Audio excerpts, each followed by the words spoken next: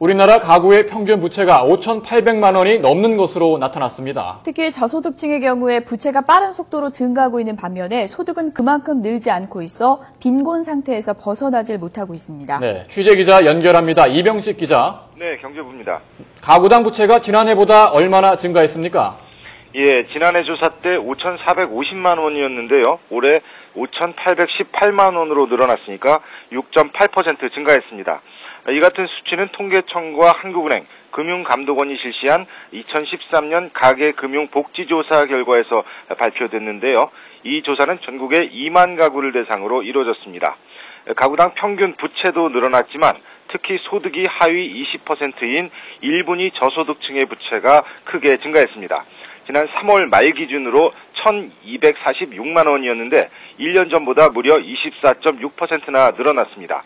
반면에 소득 상위 20%인 5분위 고소득층의 부채는 지난해 1억 3,720만 원에서 올해는 1억 3,721만 원으로 소폭 줄었습니다.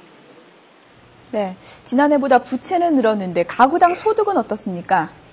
예, 물론 그 소득이 늘기는 했습니다. 전체 가구의 평균 소득은 4,475만 원이었는데요. 지난해보다 5.7% 늘어난 금액입니다. 그런데 여기서 비소비 지출을 뺀 처분 가능 소득만 보면요.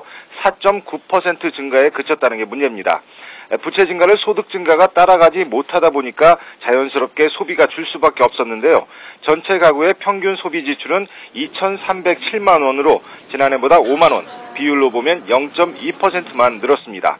한마디로 우리 국민들이 빚을 갚기 위해서 허리띠를 바짝 졸라매고 지갑을 닫았다는 이야기입니다. 지출을 자세히 살펴보면요. 교육비와 식료품은 각각 2.9%와 2% 줄었고 통신비와 의료비는 7.6%와 4.7% 늘어났습니다.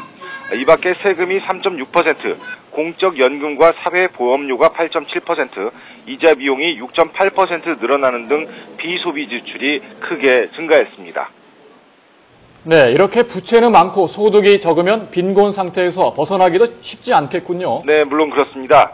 중위소득의 절반 이하를 버는 가구 비율을 흔히 빈곤율이라고 하는데요.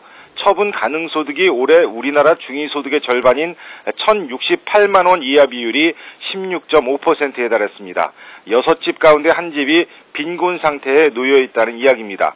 빈곤율은 특히 20대 이하 청년층에서는 높아졌고 60대 이상 노년층에서는 오히려 낮아지는 현상을 보이고 있는데요. 심각한 청년 실업 문제가 이번 조사에서 수치로 드러난 것으로 풀이되고 있습니다. 지금까지 YTN 이병식입니다.